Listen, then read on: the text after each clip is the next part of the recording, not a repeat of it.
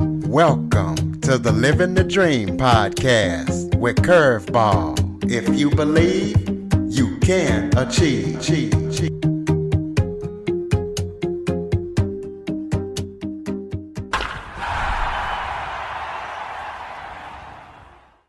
Welcome to the Living the Dream with Curveball podcast, a show where I interview guests, teach, motivate, and inspire. And today, you guys are in for a treat because I am joined by storyteller, writer, entrepreneur, workshop facilitator, educator, and problem solver, Sam Thiara. Straight out of Canada, Sam engages people in their personal and professional development. He has mentored hundreds of people, and he has been recognized by the Canada Governor General. Hopefully I'm saying that right, but for all the work that he's done, the great work. Sam has even been to India, and he's going to be telling you why throughout this interview. So Sam, thank you so much for joining me today. Thanks for having me on here, Curtis, and it's a pleasure. And I look forward to sharing some stories and insights and hopefully things that your listeners will be able to take away. Absolutely. Well, why don't you start off, first of all, by telling everybody a little bit about yourself? Yeah, Curtis, I think the best way for me to describe who this person is, there are 5 things that guide and direct me in life: servant leadership, story sharing, activator igniter, champion enabler, and community do-gooder.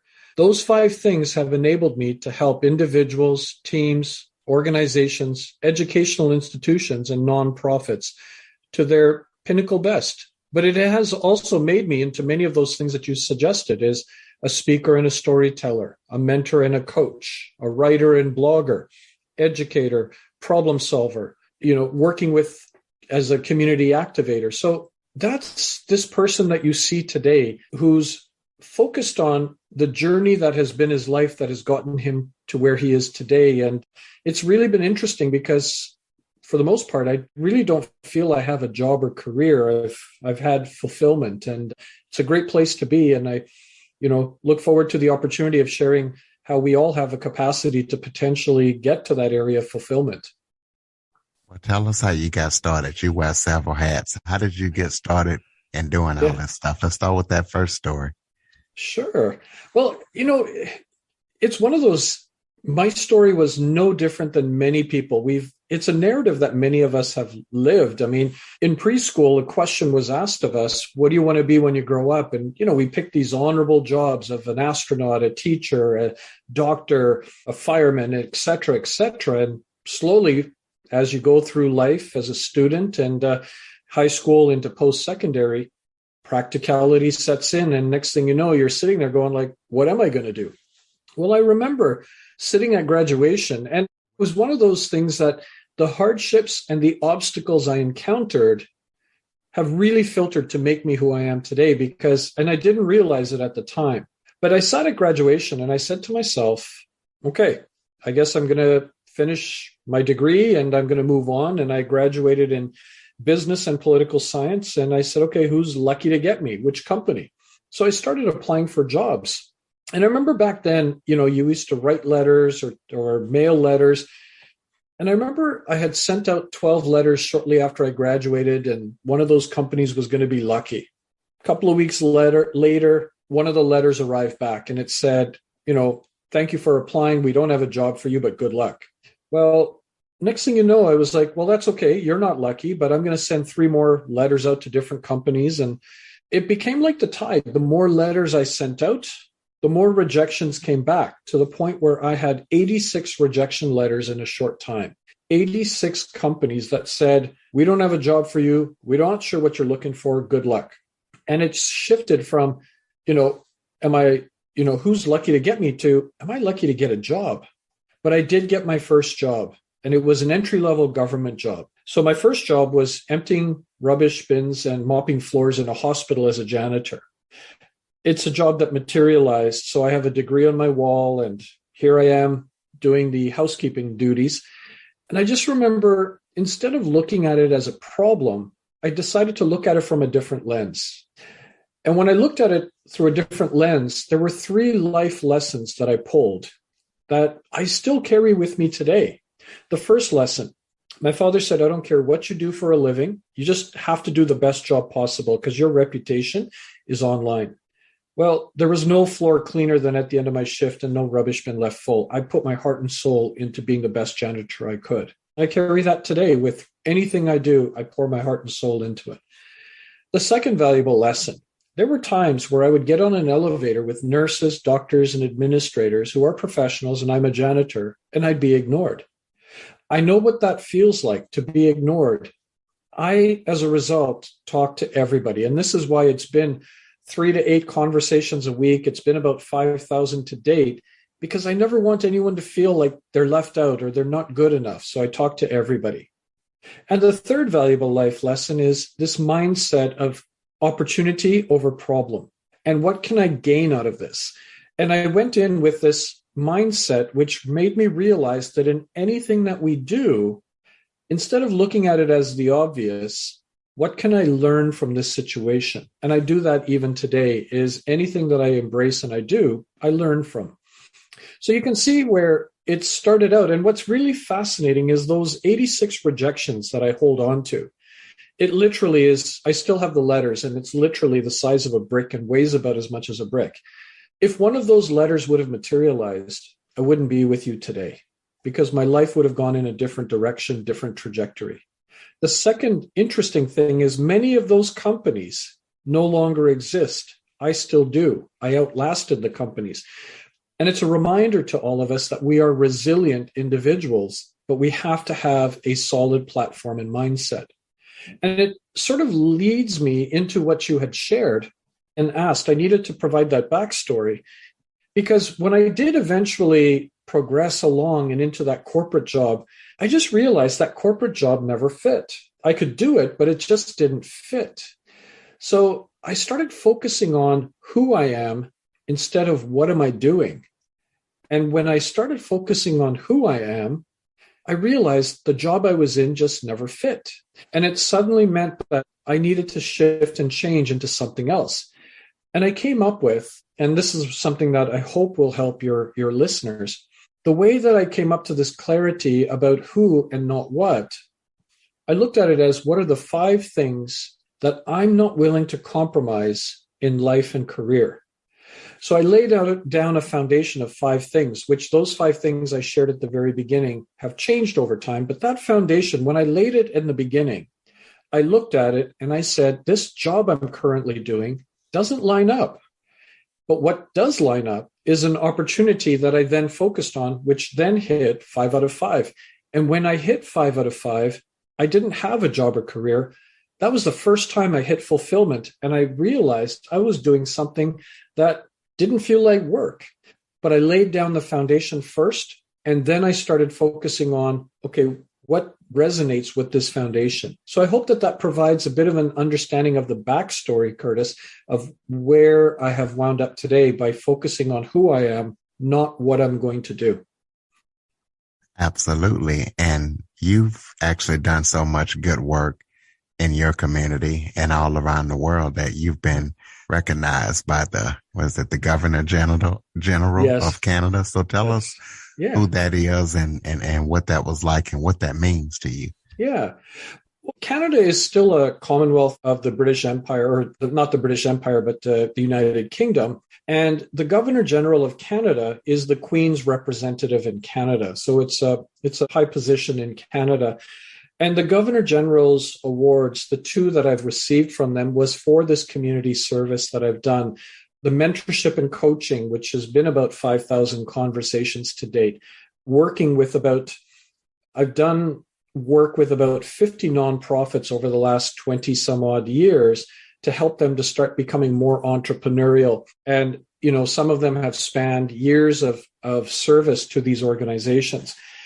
The realization for me is there's a need for me to be active in the community and not be a bystander in life. And as a result of that, that's where the recognition and acknowledgement came from. And it is exactly that. It's a recognition and acknowledgement, but it's also a reminder not to stop. This is a point to say you've been acknowledged or recognized for the work you've done, keep going. And that's what I've done over the years, is kept on going as a result. But that's what those two awards are. Well, speaking of keeping on going, tell us about your youth career platform that you helped co-found. Tell us what that's about and what that does up in Canada. Yeah. So having these conversations with so many young people who seem to be lost, 15 to 40-year-olds who, are trying to find their journey, their pathway. And, so having these conversations, I remember one of the people I mentored and coached had come up to me and he said, look, you've done all of this work. What would you like to do? And I said, well, there's not just the university where I teach. There's so many people who are feeling lost and really feel that there's a need here for us to support them. And he and I both sat down and then we co-founded a company called Gratis One. So gratis is Latin for step. So step one in the journey of these individuals. So 15 to 25-year-olds is really what our focus was on. So we partnered with universities, colleges, and high schools to help create opportunities. And when I mean opportunities, it would be speaking opportunities, mentorship programs, personal development sessions. And the realization that my co-founder and I had was the fact that we were very successful in Vancouver and the lower mainland of Vancouver, the suburbs, but we knew that we couldn't expand nationwide. It just was out of our scope.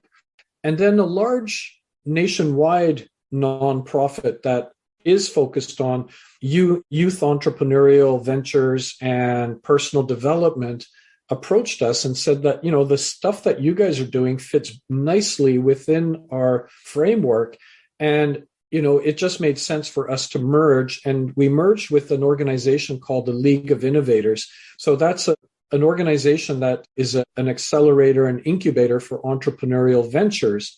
But it's also this component about personal and professional development that's been incorporated. So we've gone nationwide, and now I'm on the board of advisors as the board of advisors for education, since I come with that background and supporting the growth of League of Innovators, which is doing very well in Canada right now. Well, give those who are looking to be great storytellers as you are some tips. Yeah. No, of course. So one of the things that I found is storytelling to me is a very important piece with regards to how we connect and relate.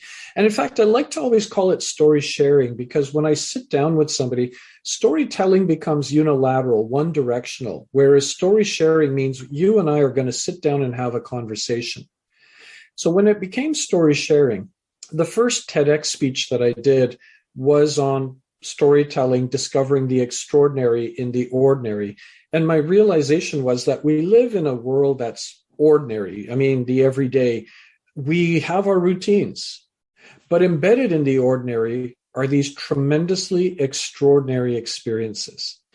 There's a process in order to build those stories and those experiences. And I came up with this concept of what I call carpe. So carpe diem is seize the day. Carpe is the process I go through to build my stories.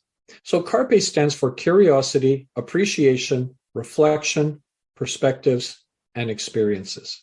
So curiosity, we go through life in the ordinary, our routines, but embedded, if somebody took a different pathway or just took a moment to just stop at lunchtime, curiosity is we have that stops us and we start looking at things from a different lens. That's curiosity. Appreciation is that once we've stopped, we now appreciate something for more than what it is. So we start appreciating it. And we add significance through the R, which is reflection. We start adding purpose and meaning to it through reflection. Perspectives means we all have our own perceptions and perspectives. So if I see something, curiosity stopped me, I appreciate it, and I'm reflecting on it. Perspectives is adding even more depth to this. And E stands for experience. In other words, experience is capturing this as a story and not losing it. Because I think what happens oftentimes is we have something happen, but we never catalog it, and it just sort of evaporates, vanishes. Story dies an untimely death, but you have to catalog it in your mind as an experience. And I'll give you an example of how the ordinary can be extraordinary. So one day I was heading towards the university and I parked my car and I'm walking to the campus. And I remember seeing a door. It was a bright sunny day. The door was propped open with a wooden wedge doorstop. And I remember I stopped. There's the curiosity, because I started looking at this wooden wedge doorstop, which is ordinary. It's just a wedge of a piece of wood, but it's holding the door open. So curiosity stopped me. And I stood there and I started appreciating that wooden wedge doorstop for more than what it was doing. I mean, it's holding a door open, but I started saying there's something here. And I started reflecting while standing there, and I added purpose and meaning to it to say, okay, but what does this mean? And I started focusing on it, but my perspective started to kick in as well. And I realized that doorstop, the purpose of it is to hold the door open. And then I started with my perspectives, realizing the doorstop, we talk about how, there are people in our lives who will open doors, but they don't just open doors, they hold the door open for us. So that wooden wedge doorstop suddenly became a reflection, an analogy for the many people who have held the door open for me so I could go through in life. And then that just suddenly hit me to say that doorstop is very representative of the people in my life who have helped me. And then the experience means I capture it as a story, as opposed to just saying, okay, well, that's cool. And then that way, when I'm speaking at an event, speaking to my students, or somebody's talking to me about, mentorship and coaching, I can use this analogy because I've remembered it. So carpe, curiosity, appreciation, reflection, perspectives, experience. That's how I go about discovering the extraordinary in the ordinary, and how I go about building my stories. Well, tell us about your journey to India, and also talk about your book, because I know that's what your book is about. So tell listeners what they can expect when they read the book, and talk about your journey to India and why you decided to make that trip. Oh, absolutely. I mean, one of the things is that the book I wrote, Lost and Found, Seeking the Past and Finding Myself, is a memoir. It's my journey because I'm a British-born Canadian. My parents are from Fiji, and my grandparents come from India. So I always struggled with this piece of identity because I have multiple cultural and ethnic identities: British, Canadian, Fijian, Indian. And it's not uncommon for someone to say, okay, what part of India are you from? Because visibly I look Indian. And I say, well, I was born in England, raised in Canada. They're like, no, what part of India are your parents from? And then I say, well, my parents come from Fiji. And they look at me and they scratch their head going like, but are you Indian? And I said, well, my grandparents and my ancestors come from India. So I always struggled with this piece on identity. But added to that, my grandfather left India in 1905. And he basically hopped on a steamer ship, wound up on his way to Argentina, but the boat stopped in Fiji and he got off there. And he never went back to India. So we became very disconnected to our ancestral village and our ancestral roots to India. We still had an understanding of the Indian culture, but we were far removed from it. So the book became this journey that I took to India. Part of it was to realize my Indian identity, or where that fit into this whole spectrum or this mosaic of my life. But added to that, I wanted to find my grandfather's house, and all I had to go by was a faded photograph. It's about 3.5 inches by 3.5 inches, dingy orange. It's old. So I had the photograph, and I had very little information with regards to the name of the village. About 5-6 miles away is a town, and it's in a district which is called Hoshiarpur. So that's all I had to go by. So think of it as a foreigner going to a land that shouldn't be foreign to him, in search of a needle in a haystack, but not knowing where the haystack exactly was. Now, with the identity piece, that's what one of the things I was able to do was to realize my identity. So the way that I can best describe it is, growing up in Canada, it's a predominantly, white society, and you adopt your ways to being Canadian. I mean, we play hockey, we eat hot dogs, we scrape our knees, and we bleed maple syrup. I mean, we are Canadian. And I remember growing up in that environment. And while I fit in, part of me also felt like I didn't really fit in. And I segmented my life into British, Canadian, Fijian, and Indian. So there's a dish in India or Indian cuisine called a thali. And a thali is a platter with segmented dishes. And that's what my life was. It was always segmenting. If I was in the work environment or in school, Canadian identity played. If I went to a family gathering of people from Fiji, then that kicked in. So my life was always in a segment. But the realization I had when I was in India, I remember it was an epiphany, like at 4 a.m, I just sat up, that I was looking at this all wrong. Instead of looking at my life as a thali, which is a platter, I'm a rice dish called khichdi. And khichdi is it's the equivalent of, let's say, an omelet, where you go to your fridge, you pull some ingredients, but you mix it all up together, and that becomes, an omelet or khichdi. And it's a blend of flavors. I'm a blend of cultures. So rather than segmenting my life, depending on which area or community I'm in, I realized, no, I can embrace all of them at the same time. And that's where Lost and Found, Seeking the Past and Finding Myself, the realization of that was finding myself. The finding of the village was definitely more of a difficult search because we had very limited information and a faded photograph. And I remember there were some ups and downs, setbacks and challenges. And it got to the point where I thought this was not going to materialize, to the point where I basically just had to, at the end of it all, tell our driver, let's just get to the town that's supposed to be about 6 miles away, and let's just talk to people. And that's what we did. So we started talking to people, and somebody said, eventually somebody said, the village you're looking for, I think, is up the road this way. And I was like, wait, are you sure? Because we had setbacks along the way. And he said, yeah, no, I think so. So reserved. I'm not getting too excited. I was before, but due to the setbacks, it just became problematic. And then I wound up, we were driving along, came to this archway, and an old man was sitting there.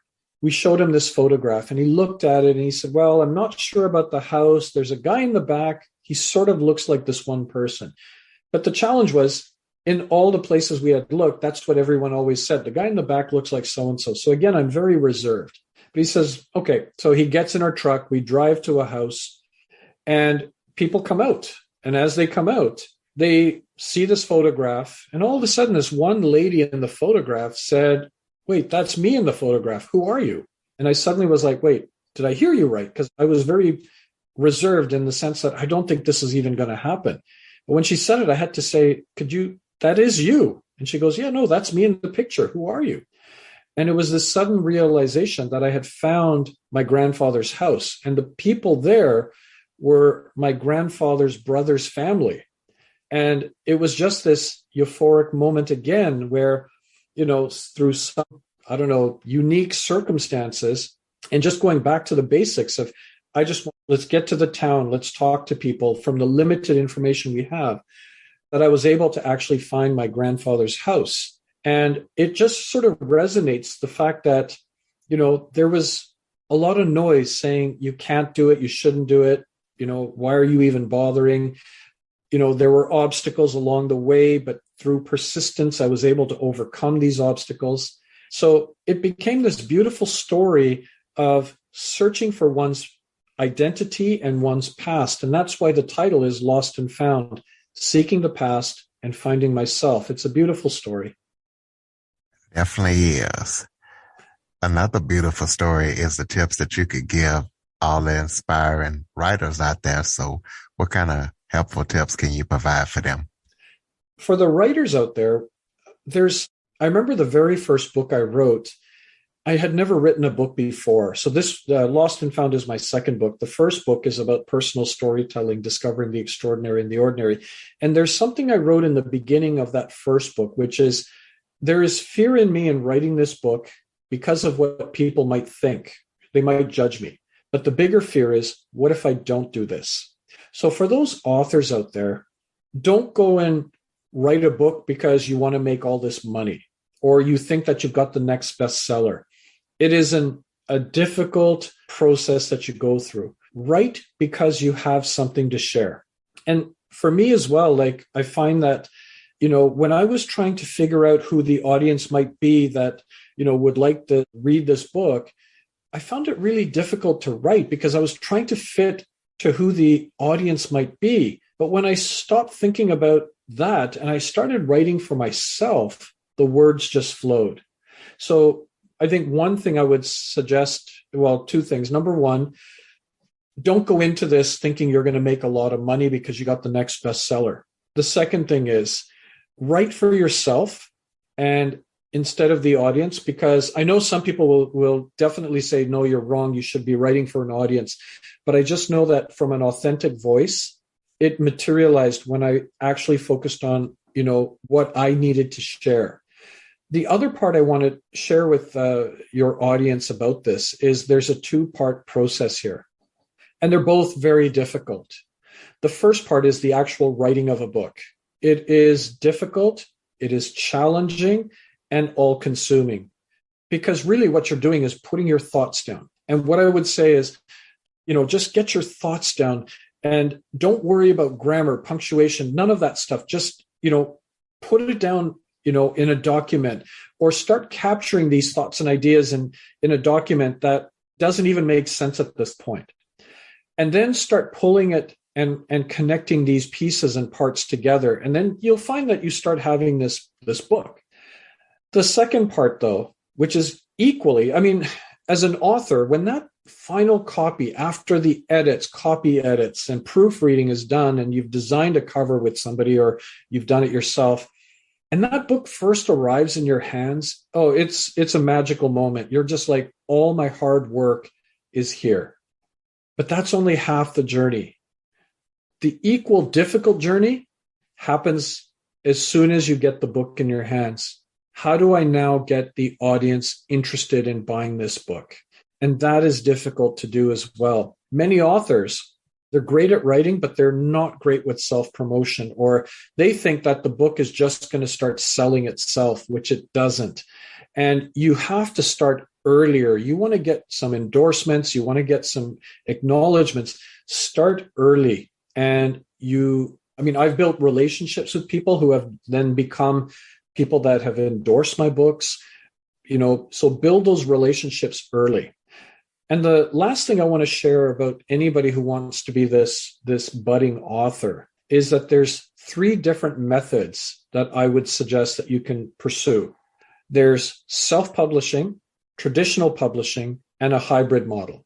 So self-publishing is where you create all the content and you upload it to any number of different places or sites that provides a platform. And then it's up to you to then venture out, sell the book, and do your own marketing or hire somebody to do the marketing for you.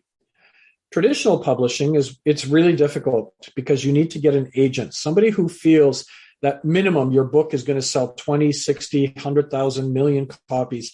They're investing in you because they see the potential, but they're going to be guiding and directing the process along the way. And then the third one is a hybrid model, which is in between the two, which means it's a bit like self-publishing and a bit like the traditional publishing model, because they're there to help create the content and build it, but equally it's on you to work on it as well. The best way for me to create an analogy is if you looked at self-publishing, you're going to build a car, but you're going to build it by yourself with IKEA instructions and parts that might be missing. And you have no idea the direction you're going to go. Traditional publishing is you've said you want to build a car and you've created the framework, but now the traditional publishing company is now the restoring company. They're going to basically rip out quarter panels. They're going to put new engine in, new wheels and everything. And they're going to drive the car and you're in the back seat, not knowing exactly where you go, but you're going to be somewhat involved. Hybrid model, you're going to build the car with another company together. And you're going to collaborate and work on it. And at the end, you're going to be driving the car. They're in the front seat, supporting and guiding you in the direction you need to go. So those are the three different methods that you may want to look at with regards to putting the book out. But the last thing I want to share on this being an author piece is don't think that, your story's not worth sharing.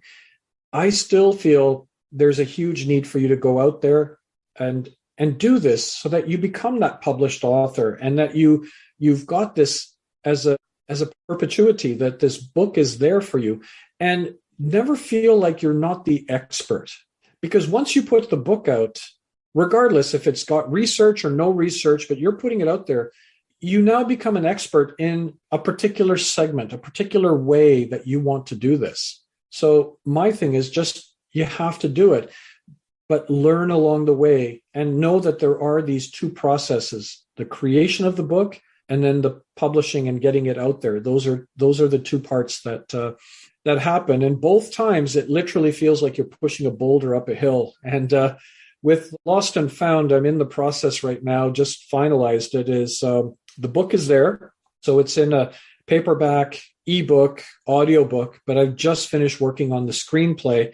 And hopefully somebody picks it up as a nice story that might venture out. But I'm open to it. And equally at the same time, it may not go anywhere. But if I don't do any of this, none of it ever happens. So for me, it's all about the activation piece and doing something that really matters to me. Well, tell us about connectiveness and your puzzle analogy.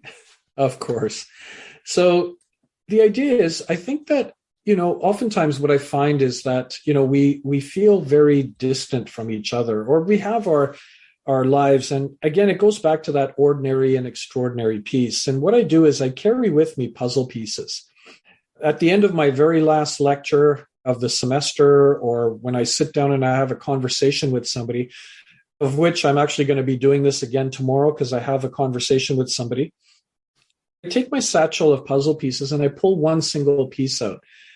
And I often tell people, and I hand them this one piece, and I said, I want you to have this. And they look at it and they said, okay. And I said, I've just given you one piece of a jigsaw puzzle. What can you do with one piece? And then they look at it and they said, well, not much. It's just one piece. And I said, exactly. It's ordinary. But right before your eyes, I'm going to make it extraordinary. And they look at me and I said, this single piece that I'm now sharing with you, this is what you feel like. This is who you are. You're like this single piece of a jigsaw puzzle because you don't know where you fit in. And you also don't know what the bigger picture is. But right before your eyes, magically, I'm going to transform it into extraordinary. And they sit there and they anticipate. And I said, because instead of looking at the single piece I've just given you, and I show them the satchel that I'm holding, I said, you do realize I've just given you a piece of my puzzle. And as a result, my puzzle is now permanently incomplete without you. Do you realize I can't finish it now without you because you hold a piece of my puzzle? And Curtis, I physically see a transformation in their face because now somebody has said how much they matter.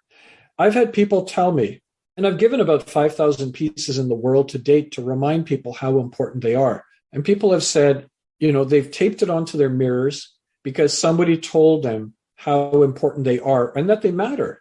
It's traveled in backpacks around the world. It's in curio boxes.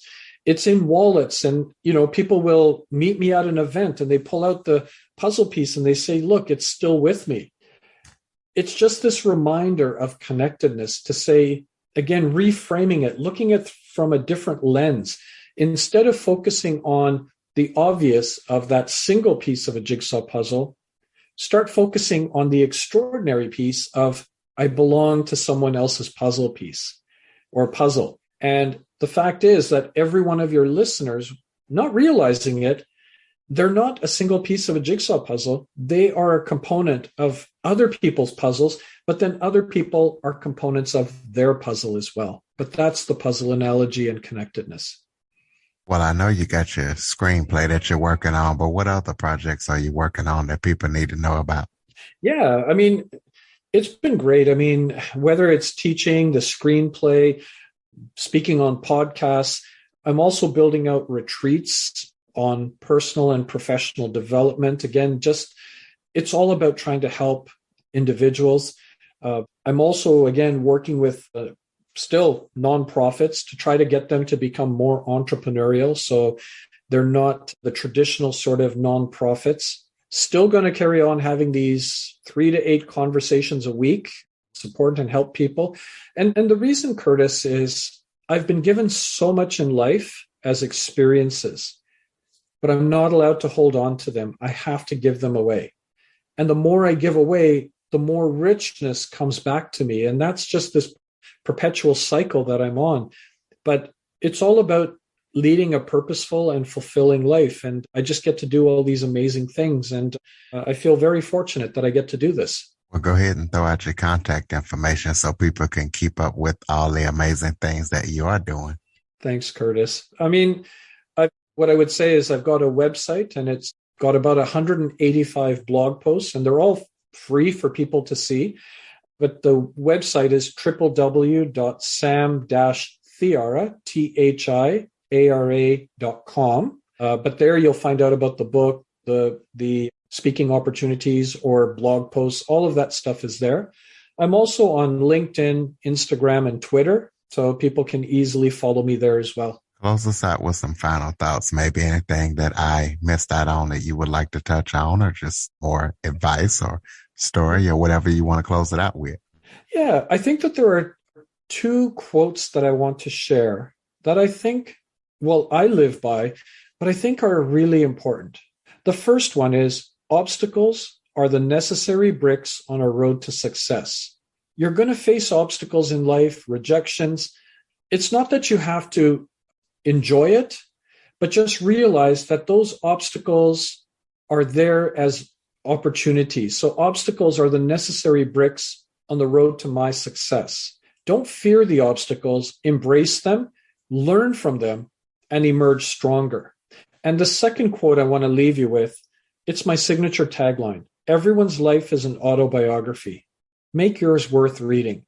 Every one of us is a living story. Every one of us is writing an autobiography, page by page, chapter by chapter, section by section. Go out and live your life. And it doesn't mean you have to go out and do these dangerous things, but just discover the extraordinary out of the ordinary and realize that you are a living story, one that needs to be shared. That's what I would like to do. Ladies and gentlemen, Sam Thiara. Be sure to check out his website, his book, and everything that he is up to. Straight from Canada. Please be sure to follow, rate, review, share this episode to as many people as possible. And Android listeners, go download the Living the Dream with Curveball podcast app from the Google Play Store. Sam, thank you so much for gracing us with your presence. Thank you, Curtis. For more information on the Living the Dream podcast, visit www.djcurveball.com. Until next time, stay focused on living the dream.